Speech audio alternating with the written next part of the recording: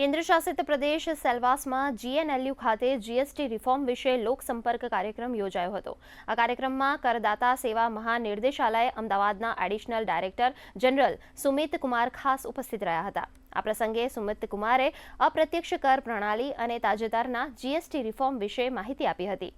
ઉપરાંત industries association, manufacturing association અને ઉદ્યોગ જગતના પદાધિકારીઓ જોડે પણ સંવાદ કર્યો હતો, જેમાં મુખ્યત્વે જીએસટીમાં ઘટાડો, સરળ રજિસ્ટ્રેશન પ્રક્રિયા અને કસ્ટમ સંબંધિત વિષયો પર ચર્ચા કરવામાં આવી હતી. इसमें हम जो करदाता एसोसिएशंस हैं, कल हमने 4-5 एसोसिएशन से वापी वगैरह के जो एसोसिएशंस थे, चार्टर्ड अकाउंटेंट इंस्टीट्यूट के जो प्रैक्टिशनर्स थे, सबसे हम लोग की मुलाकात हुई और उनका उनकी उनकी समस्याएं जो थी, उनका जो व्यू पॉइंट था वो हमने सुना और ये कंटिन्यूस प्रोसेस है, इसको हम लोग जारी रख रहे हैं।